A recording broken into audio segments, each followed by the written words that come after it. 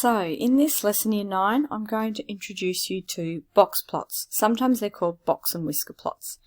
Before we get into what's in your booklet, I'm going to take some data, do what we did yesterday, and then show you what a box plot looks like so that you've seen one before you have to actually draw one. So in this activity, this is one I did a few years back. So this is the current year 12s. If you think to the current year 12s, back when they were in year 9, they were in 9.2, the class that I had, and I had a few students away, but these were the data. I took everyone's height.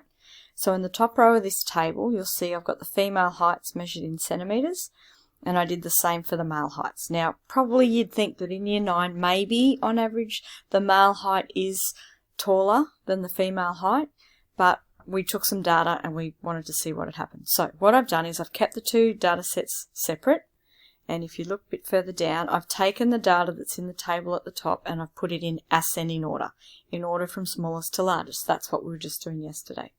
So from that, I'm going to create a 5-number summary, and I did talk about this yesterday. So hopefully what I'm writing down now, as you watch me do it, you've seen this before. So my 5-number summary is my minimum, Q1, the median, Q3, and the max. So first up, once it's in order, I can easily see my minimum value and I can see my maximum value. So what I want to do is count in halfway. So if I count in 4 either side, I end up halfway between 165 and 167. So that is the median, also known as Q2. So halfway between 165 and 167 is 166. So I've got that value. Now to work out Q1 and Q2, remember if the median isn't an actual score, then I include the 165 to the left and the 167 on the right. So if I look on the left, I want the score that lies halfway between. So I've got an even number. So Q1, my lower quartile, lies halfway between 162.5 and 164. So to find that value, I'm going to add the two of them together and divide by 2. And the answer that I get is 163.25 or 163.25. So that's my value of Q1. Do a similar thing and find that Q3, my upper quartile, and halfway between 170 and 171, that's probably a bit easier to see that it's 170.5 or 170.5. So my 5-number summary is writing down the numbers 162, 163.25 or 0.25, 166, 170.5 and 177.5. They're the 5 numbers I need to draw the box plot. I'm going to repeat the same thing with the male heights. So if we have a look at the heights that I've got here for the males, might go a different colour. I've got my min, that's easier to see. I've got my max, the largest value. This only works when they're in order. The median will end up being right in the middle because I actually had an odd number of males that year. So I've got 4 data to the left of it, 4 to the right. So this one here is my median, also known as Q2, the second quartile. So to the left of that we go halfway, and Q1's going to lie in between 167 and 168. That one's easy, that's 167.5. And between 173.5 and 177, that's Q3. Add them up, divide by 2, and you get 175.25. Okay, that lies halfway. So I can come up with my 5-number summary for the male heights. So 5-number summary. And you just write them in that order.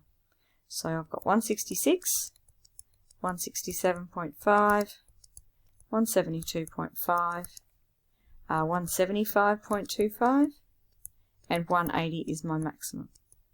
So what I'm going to do now is take this data, this is for the males, and this 5-number summary for the females, and graph them together, because it's going to make it more meaningful if I graph them together so I can compare them.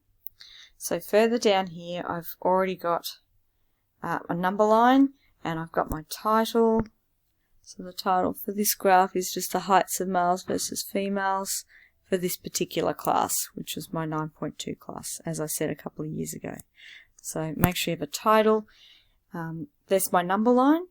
Because my smallest height was in the girls for 162. I started my graph there, and the largest height I had a male that was 180 centimetres.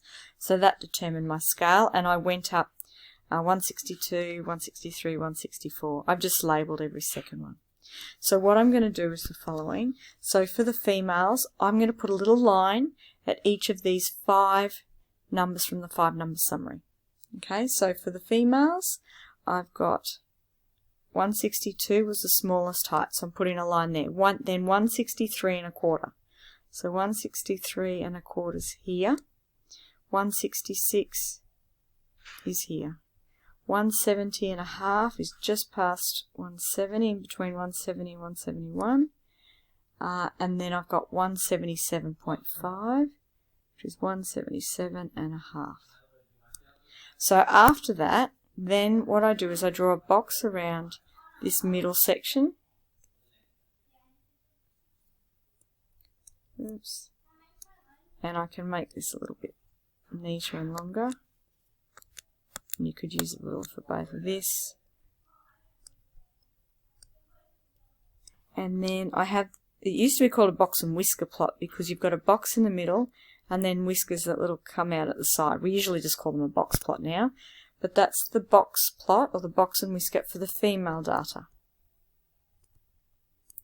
So the first little line is your minimum, the next one's Q1, the middle line in the box, it's not always in the centre of the box, but the line in the box, that will be the median, the halfway. Then you've got your Q3 and you've got your max. So I can see how spread out my data is. So now I'm going to repeat it, but for the male data. So the smallest male was 166, so he gets a line here. Then 167 and a half is here, 172 and a half, 175 and a quarter, and then 180. So now I'm going to construct the box around this middle section, which is from here to here. And then I'll put my whiskers from the box out to the ends. And that's my males. Let me fix this up, so that should be a box there.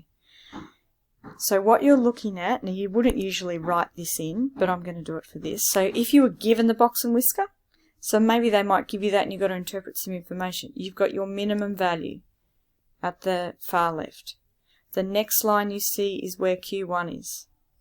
So I can see that the the lower quartile for males is even further up. It's higher than the median for the females. The median's in the middle of that box, though it can be off center, it could be really stuck up one side.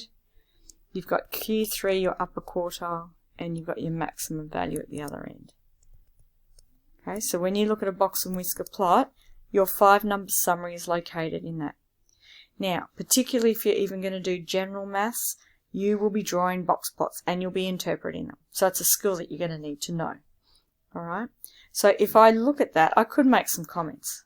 I could say that half the females, and I'm just going to highlight over the top of this, I'll make a bit of a mess, but there's 50%, in between each section there's 25%, so up to the median you've got 50% of the girls are actually shorter than the shortest male.